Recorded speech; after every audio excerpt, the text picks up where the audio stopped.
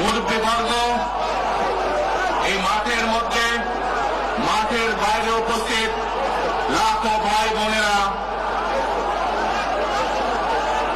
সাংবাদিক ভাইরা, ধানের শীষের ভোটাররা, আসসালামু আলাইকুম।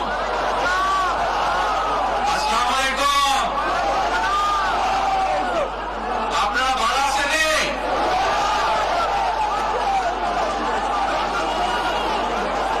আলহামদুলিল্লাহ।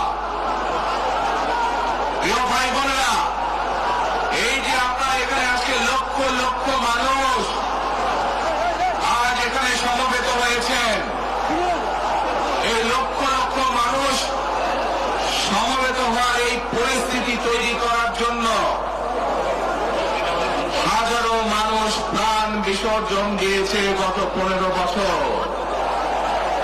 আপনারা আজকে এই যে লক্ষ মানুষ এখানে উপস্থিত হয়েছেন, আপনাদের যে রাজনৈতিক অধিকার প্রতিষ্ঠা করার জন্য, আপনাদের কথা বলার বাক স্বাধীনতার অধিকার, আপনাদের নিরাপত্তা পাওয়ার অধিকার প্রতিষ্ঠিত করার জন্য আজ যে আপনারা এখানে একত্রিত হয়েছেন, এই অধিকার প্রতিষ্ঠিত করতে গিয়ে আমরা আমাদের মাঝে থেকে ইলিয়াস আলীকে হারিয়েছি, আমরা আমাদের মাঝে থেকে জুনায়েদকে হারিয়েছি, আমরা আমাদের মাঝে থেকে দিনারকে হারিয়েছি। সারা বাংলাদেশে গত 15 বছর 16 বছরে যারা এই দেশ থেকে পালিয়ে গিয়েছে 1 বছর আগে, তারা যখন এই দেশের মানুষের টুটি চেপে ধরেছিল, তারা এই দেশের মানুষের বাক স্বাধীনতা কেড়ে নিয়েছিল, তারা এই দেশের মানুষের ভোটের অধিকার কেড়ে নিয়েছিল, তারা শুধু ভোটের অধিকার কেড়ে নিয়েই সন্তুষ্ট থাকেনি, তারা শুধু সাধারণ মানুষের কথা বলার অধিকার কেড়ে নেই সন্তুষ্ট থাকে নাই, তারা ইলিয়াস আলী, জুনায়েদ, দিদারের মতন শত হাজারো মানুষকে তারা হত্যা করেছিল সেদিন। তারা বাংলাদেশের লক্ষ লক্ষ বিএনপি সহ লক্ষ লক্ষ সাধারণ মানুষকে গুম খুনের মামলা দিয়ে জর্জরিত করেছিল। প্রিয় ভাই বোনেরা, আমরা দেখেছি বিগত 15-16 বছরে উন্নয়নের নাম করে কিভাবে দেশের মানুষের সম্পদ লুটপাট করে বিদেশে পাচার করে দেওয়া হয়েছে। আজকে এই যে ঢাকা থেকে সিলেট বা সিলেট থেকে ঢাকার যে মহাসড়ক, 2005 সালে আমি এসেছিলাম, সুনামগঞ্জে বন্যা হয়েছিল, আমার আসতে আসতে লেগেছিল 4.5 ঘন্টার মতো, কিন্তু আজ আমরা দেখি 10 ঘন্টার মতন সময় লাগে। সিলেটের এই পুণ্যভূমির মানুষ, বহু মানুষ আছেন যারা লন্ডনে যাতায়াত করেন, লন্ডন যেতেও এত সময় লাগে না প্লেনে করে যেতেও। এই হচ্ছে আজকে উন্নয়নের ফিরিস্তি। প্রিয় ভাই বোনেরা, গত 15-16 বছরে আমরা দেখেছি কিভাবে একের পর এক নির্বাচনে ব্যালট বাক্স ছিনতাই হয়েছে, কিভাবে অনিদানি নির্বাচন হয়েছে, কিভাবে নিশিরাতের নির্বাচন হয়েছে, এবং এই নির্বাচনগুলোর মাধ্যমে, তথাকথিত নির্বাচনের মাধ্যমে বাংলাদেশের মানুষের ভোটের অধিকার তথা রাজনৈতিক অধিকারকে কেড়ে নেওয়া হয়েছিল। আজ আমরা এখানে একত্রিত হয়েছি, সেই মানুষগুলো জীবনের বিনিময় যারা আমাদের সকলের জন্য রাজপথে নেমে এসেছিল। আমরা আজ এখানে একত্রিত হতে পেরেছি সেই মানুষগুলোর ত্যাগের বিনিময়ে যারা বিভিন্নভাবে নির্যাতিত হয়েছে, অত্যাচারিত হয়েছে, পঙ্গুত্ব বরণ করেছে। 2024 সালের 5ই আগস্ট ছাত্র জনতার অভ্যুত্থানের ভিতর দিয়ে বাংলাদেশের মানুষ 71 সালে যেভাবে দেশকে স্বাধীন করেছিল, 2024 সালের 5ই আগস্ট সেই স্বাধীনতাকে বাংলাদেশের মানুষ রক্ষা করেছে তাদের অধিকারকে প্রতিষ্ঠিত করার জন্য। প্রিয় ভাই বোনেরা, এখানে বহু মুরব্বী উপস্থিত আছেন, যারা কালের সাক্ষী শহীদ রাষ্ট্রপতি জিয়াউর রহমানের সময় কিভাবে দেশে বহুদলীয় গণতন্ত্র রচিত হয়েছে। বহু ভাই বোনেরা এখানে যারা কালের সাক্ষী দেশ নেত্রী খালেদা জিয়ার সময় কিভাবে দেশে সংসদীয় গণতন্ত্রের ভিত্তি রচনা করা হয়েছিল। প্রিয় ভাই বোনেরা, একটু আগে আমরা বলেছি, আমি আমার বক্তব্যে বলেছি, ঢাকা সিলেট মহাসড়কের উদাহরণ দিয়ে যে কিভাবে এই দেশের তথাকথিত উন্নয়ন করার নামে দেশ থেকে মানুষের অর্থ লুটপাট করে নিয়ে যাওয়া হয়েছে। আমরা এই অবস্থার পরিবর্তন করতে চাই। প্রিয় ভাই বোনেরা, আপনারা কি আমার সাথে আছেন এই অবস্থার পরিবর্তন করতে? আলহামদুলিল্লাহ। প্রিয় ভাই বোনেরা, আমরা সারা বাংলাদেশের কৃষক ভাইদের পাশে দাঁড়াতে চাই। ইনশাল্লাহ আপনারা আগামী 12 তারিখে ধানের শীষকে জয়যুক্ত করেন, জয়যুক্ত করতে পারেন, আমরা ইনশাল্লাহ সারা বাংলাদেশের কৃষকদের পাশে তাহলে দাঁড়াতে পারবো। আমাদের চান কৃষক ভাইদের পাশে? আলহামদুলিল্লাহ। প্রিয় ভাই বোনেরা,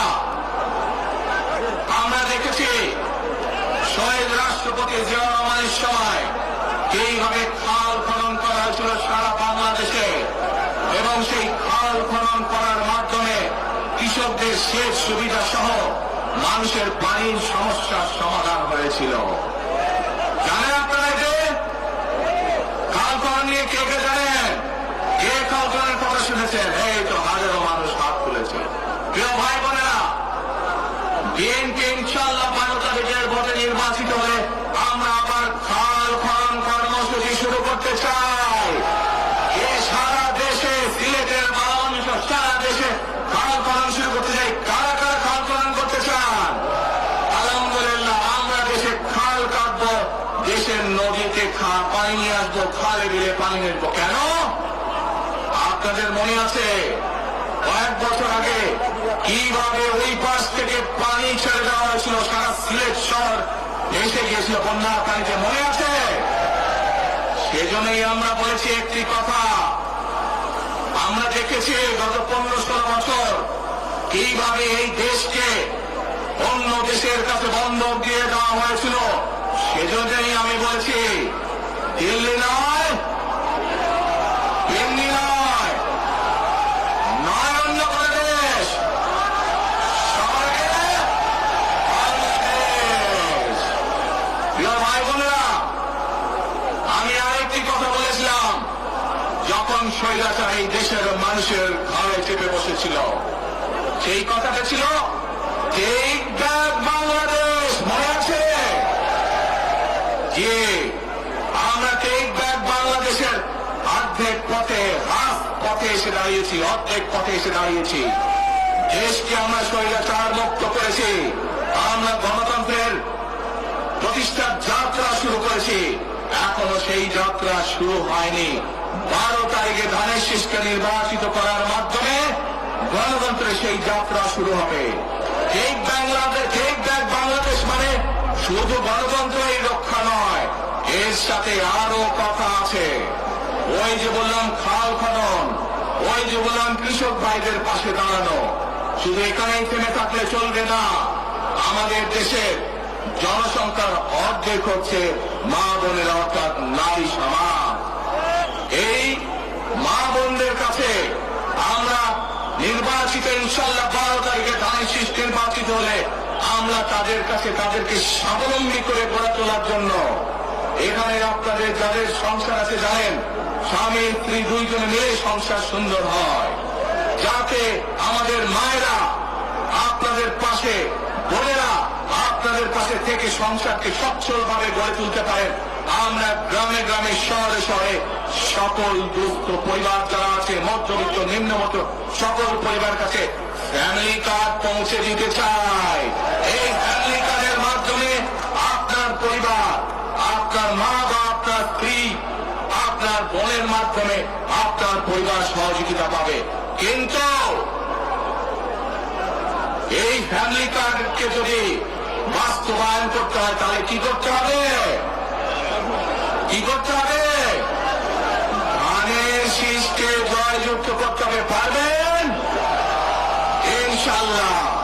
প্রিয় ভাই বোনেরা, কৃষক ভাইদেরকে যেমন কৃষি কার্ড দিতে চাই আমরা সহযোগিতা করার জন্য, মা বোনদেরকে দেশনেত্রী খালেদা জিয়া যখন দেশ পরিচালনার দায়িত্বে ছিলেন মা বোনদেরকে বিনামূল্যে শিক্ষার ব্যবস্থা করে দিয়েছিলেন, মনে আছে? এখানে বহু মা বোন আছে সেই সময় যারা এই সুবিধা পেয়েছিলেন। আপনাদের ঘরে বহু মা বোন আছে যারা সেই সুবিধা পেয়েছিলেন। আর সেই মা বোনদেরকে আমরা ফ্যামিলি কার্ডের মাধ্যমে খালেদা জিয়ার সরকার শিক্ষার সুযোগ করে দিয়েছিলেন। আপনাদের আগামী দিনের ধানের শীষের সরকার, বিএনপি সরকার সেই শিক্ষিত মা বোনদেরকে, সেই মা বোনদেরকে, সকল মা বোনদেরকে অর্থনৈতিকভাবে আমরা স্বাবলম্বী করে গড়ে তুলতে চাই। প্রিয় ভাই বোনেরা, আসেন এবার টেক ব্যাক বাংলাদেশের আরেকটি কাজ বাকি আছে। সেই কাজ হচ্ছে আমাদের দেশের লক্ষ লক্ষ যুবক যুবতী অর্থাৎ তরুণ সমাজের সদস্যরা, যুব সমাজের সদস্যরা, লক্ষ লক্ষ সদস্যরা বেকার হয়ে বসে আছেন, আছে না? এই বেকারদের জন্য আমরা কর্মসংস্থান তৈরি করতে চাই। সিলেটের মানুষ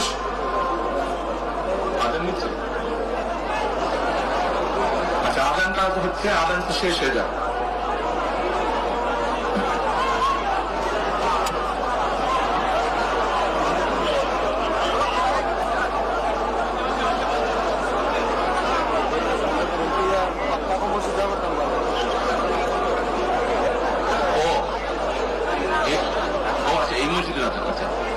প্রিয় ভাই বোনেরা, এই দরগার মসজিদের আজান শুরু হলে আমরা কিছুক্ষণ বিরতি দিব আজানটা শেষ হওয়া পর্যন্ত। তাহলে তার আগে বক্তব্য রাখি নাকি? আচ্ছা, এই যে লক্ষ লক্ষ ভাই বোনেরা, সিলেটের মানুষ, অধিকাংশ মানুষ কোথায় যায়? লন্ডনে, তাই না? আরো অন্যান্য দেশে যায়। কিন্তু এই যে মানুষগুলো যাচ্ছে, এই মানুষগুলোকে আমরা বিভিন্নভাবে ট্রেনিং দিতে চাই। ট্রেনিং দিয়ে ভাষা শিক্ষার মাধ্যমে আমরা এই মানুষগুলোকে দক্ষ করে গড়ে তুলতে চাই। সিলেটের বহু মানুষ সৌদি আরব সহ মধ্যপ্রাচ্যের বিভিন্ন দেশে যায়। আমরা এই মানুষগুলোকে দক্ষ করে গড়ে তুলে কর্মসংস্থানের সুযোগ তৈরি করতে চাই। কিন্তু সেই সুযোগ তৈরি করা একমাত্র তখনই সম্ভব যখন কে আপনার ধানের শীষকে জয়যুক্ত করতে পারবেন। কি পারবেন? যুব সমাজের কর্মসংস্থান তৈরি করতে চাই। আমার লক্ষ লক্ষ ভাই বোনেরা বেকার হয়ে বসে আছে, আমরা তাদেরকে বেকার রাখতে চাই না। আমরা তাদের জন্য কাজের সংস্থান সৃষ্টি করতে চাই, কারণ তারা যাতে স্বাবলম্বী হতে পারে। তাদেরকে বিভিন্ন বিষয়ে ট্রেনিং দিয়ে আমরা দক্ষ শ্রমিক হিসাবে গড়ে তুলতে চাই, সেটি দেশের ভেতরে, দেশের বাইরে যাতে করে তারা কর্মসংস্থানের ব্যবস্থা করতে পারে। সরকার থেকে আমরা ইনশাআল্লাহ সেই ব্যবস্থা গ্রহণ করব, যাতে সেই দক্ষ মানুষটিকে সারা পৃথিবীতে আমরা ছড়িয়ে ছিটিয়ে দিতে পারি, যাতে করে তারা স্বাবলম্বী হয়ে নিজের পায়ে দাঁড়াতে পারে। প্রিয় ভাই বোনেরা, আমরা বহু মানুষের জীবনের ত্যাগের বিনিময়ে আজকে এই গণতন্ত্রকে আমরা প্রতিষ্ঠিত করার পথে এগিয়ে যাচ্ছি। কিন্তু আমরা বিগত কিছুদিন ধরে খেয়াল করে দেখছি, বাংলাদেশের কোন মহল, এই দেশের ভেতরে কোন কোন মহল ষড়যন্ত্রের চেষ্টা করছে। গত কয়েকদিন ধরে আপনারা দেখেছেন, পত্র পত্রিকায় এসেছে, বিভিন্ন সোশ্যাল মিডিয়াতে এসেছে, মধ্যপ্রাচ্য সহ বিভিন্ন দেশে পোস্টাল ব্যালট যেগুলো পাঠানো আছে সেগুলোকে কিভাবে ডাকাতি করা হয়েছে। ঠিক যারা এই দেশ থেকে পালিয়ে গেছে তারা যেভাবে আপনাদের ভোট ডাকাতি করেছিল, ঠিক একইভাবে আবার সেই ষড়যন্ত্র শুরু হয়েছে। দেখেছেন আপনারা? দেখেছেন? প্রিয় ভাই বোনরা, সেই ষড়যন্ত্রের বিরুদ্ধে সজাগ থাকতে হবে। বিদেশে বসে তারা ষড়যন্ত্র করছে, একইভাবে আপনাদের আবার যে ইলিয়াস আলী, দিদার, জুনায়েদ সহ হাজারো মানুষের প্রাণের বিনিময়ে যে অধিকার আমরা অর্জন করেছি, 24-এ গণ আন্দোলনের, জনগণের আন্দোলনে সিলেট শহরে 13 জন আমাদের জীবন দান করেছে, 13টি প্রাণ ঝরে গিয়েছে আমাদের। প্রিয় ভাই বোনেরা, এই প্রাণগুলোর বিসর্জনের মাধ্যমে আমরা যে অধিকার আদায়ের পথে নেমেছি, একটি কুচক্রী মহল এর ভিতরে ষড়যন্ত্র শুরু করে দিয়েছে। দেশের ভেতরেও তাদের ষড়যন্ত্র থেমে নেই।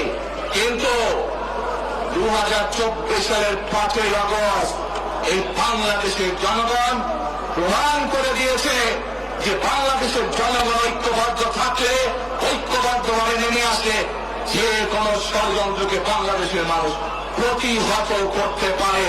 পারবেন আপনারা প্রতিহত করতে? ইনশাআল্লাহ।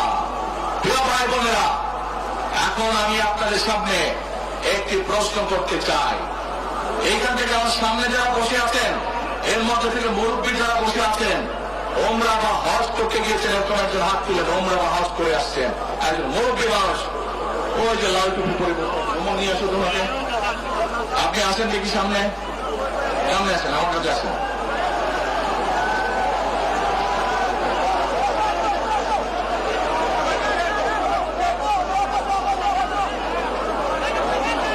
চশমা খুলছে, চশমা খুলছে।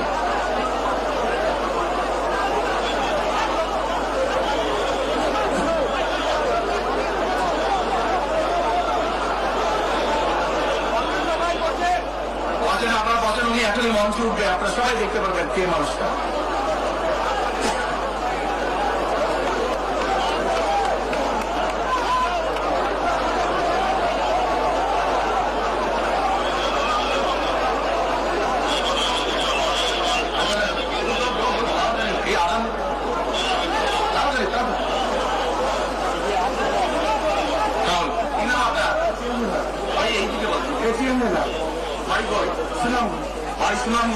সুনামগঞ্জ কোথায়? এই সুনামগঞ্জের মানুষ আছে এখানে? আপনাদের মানুষ? আচ্ছা, এখন বলেন কবে গেছিলেন আপনি? হজে উমরায় গেছিলেন? এখন আমাকে বলেন, আপনি তো উমরা হজ করেছেন, আপনি কাবা শরীফে গেছেন? কাবা শরীফের মালিককে জোরে বলেন। আল্লাহ। কাবা শরীফের মালিককে? আল্লাহ। আল্লাহ। আমরা মুসলমান সবাই এই দিন দুনিয়ার, আমরা যে পৃথিবী দেখে, পৃথিবীর মালিককে? আল্লাহ। এই সূর্য নক্ষত্র যা দেখি তার মালিককে? আল্লাহ। বেহেশতের মালিককে? আল্লাহ। দোজখের মালিককে? আল্লাহ। আপনারা সকলেই সাক্ষী দিলেন দোজখের মালিক আল্লাহ, বেহেশতের মালিক আল্লাহ, এই পৃথিবীর মালিক আল্লাহ, কাবার মালিক আল্লাহ। আরে ভাই, যেটার মালিক আল্লাহ সেটা কি অন্য কেউ যাওয়ার ক্ষমতা রাখে? রাখে না। তাহলে কি দাঁড়ালো? নির্বাচনের আগেই একটি দল এই দিব ওই দিব বলছে, টিকিট দিব বলছে না? এটার মালিক মানুষ না। সেইটার কথা যদি সে বলে, সেরে কি করা হচ্ছে? হচ্ছে না। যার মালিক আল্লাহ, যার অধিকার শুধু আল্লাহ একমাত্র, সবকিছুর অধিকার উপরে আল্লাহর অধিকার। আগেই তো আপনাদেরকে ঠকাচ্ছে, নির্বাচনের পরে তাহলে কেমন ঠকাবে আপনাদেরকে বোঝে নেওয়া। শুধু ঠকাচ্ছেই না মানুষকে, যারা মুসলমান তাদেরকে শিরকি করাচ্ছে তারা। নাউযুবিল্লাহ। প্রিয় ভাই বোনেরা, কেউ কেউ বলে অমুককে দেখেছে, তমুককে দেখেছে, এবার একে দেখেন। প্রিয় ভাই বোনেরা, 1971 সালের যুদ্ধ, যে যুদ্ধে লক্ষ মানুষের প্রাণের বিনিময়ে দেশ স্বাধীন হয়েছে, আমাদের এই প্রিয় মাতৃভূমি, সেই মাতৃভূমিকে স্বাধীন করার সময় অনেকের ভূমিকা আমরা দেখেছি, যাদের ভূমিকার কারণে এই দেশের লক্ষ লক্ষ ভাইয়েরা শহীদ হয়েছে, এই দেশের লক্ষ লক্ষ মা বোনেরা তাদের সম্মানহানি হয়েছে। কাজে তাদেরকে তো বাংলাদেশের মানুষের মধ্যে দেখেই নিয়েছে। এখন প্রিয় ভাই বোনেরা, এই কুফরির বিরুদ্ধে, এই হঠকারিতার বিরুদ্ধে, এই মিথ্যার বিরুদ্ধে আমাদেরকে ঐক্যবদ্ধ হতে হবে। আমাদেরকে ওই যে টেক ব্যাক বাংলাদেশে থাকতে হবে। আমরা দেশকে স্বৈরাচার থেকে মুক্ত করেছি, এখন মানুষের অধিকারকে প্রতিষ্ঠিত করতে হবে। শুধু ভোট, শুধু কথা বলার অধিকার প্রতিষ্ঠিত করলে হবে না, মানুষকে স্বাবলম্বী করে নিজের পায়ে গড়ে তোলার ব্যবস্থা করতে হবে। প্রত্যেকটি মানুষ, বাংলাদেশের মানুষ যাতে ঠিকভাবে, ভালোভাবে খেয়ে পরে বেঁচে থাকতে পারে, প্রত্যেকটি মানুষ যাতে নিরাপদে রাস্তা রাস্তায় চলতে পারে সেই ব্যবস্থা করতে হবে। সেটাই হচ্ছে টেক ব্যাক বাংলাদেশ। আমরা বিগত 15 বছর দেখেছি, অমুককে বলে এসেছি তমুককে ক্ষমতায় রাখার জন্য, বলেছিল না? সেজন্যই বলেছি দিল্লি নয়। আমরা দেখেছি যারা 71 সালে ছিল তারা কাদের সাথে লাইন দিয়েছিল, যাদের কথা একটু আগে বললাম, যারা মিথ্যা কথা বলে ঠকাচ্ছে মানুষকে, আমরা দেখেছি তাদের আস্তানা কোথায়। সেজন্যই বলেছি যেমন দিল্লি নয় তেমন কেন্দ্রে নয়, নয় অন্য কোন দেশ, সবার আগে বাংলাদেশ। এবং যেহেতু আমরা বিশ্বাস করি দেশের মানুষই হচ্ছে আমাদের রাজনৈতিক সকল ক্ষমতার উৎস, সেজন্যই আমরা দেশের মানুষের ভাগ্য উন্নয়নে বিশ্বাস করি। এবং সংক্ষেপে আপনাদের সাথে যে কথা বললাম, শুধু ভোট এবং কথা বলার অধিকার না, বিএনপি চায় আপনাদের দেশের মানুষকে অর্থনৈতিকভাবে স্বাবলম্বী করে তুলতে, দেশের নারী সমাজকে, মা বোনদেরকে, দেশের যুব সমাজকে, দেশের প্রত্যেকটি কৃষক সহ প্রত্যেকটি শ্রেণী পেশার মানুষকে বাংলা বিএনপি চায় আগামী দিনে ইনশাআল্লাহ সরকার গঠন করে প্রত্যেকটি মানুষকে স্বাবলম্বী করে গড়ে তুলতে। প্রিয় ভাই বোনেরা, সেজন্যই আমরা আরেকটি কথা বলি, আমরা দেখেছি কিভাবে শহীদ জিয়ার সময়, দেশে খালেদা জিয়ার সময় দেশকে আমরা এগিয়ে নিয়ে গেছিলাম। দেশে কলকারখানা তৈরি হয়েছিল, মানুষের কর্মসংস্থান হয়েছিল, দেশের মানুষ বিদেশে গিয়েছিল। সেজন্যই আমরা বলতে চাই, করব কাজ, করব দেশ, সবার আগে বাংলাদেশ। করব কাজ, করব দেশ, সবার আগে বাংলাদেশ। শেষে আবারও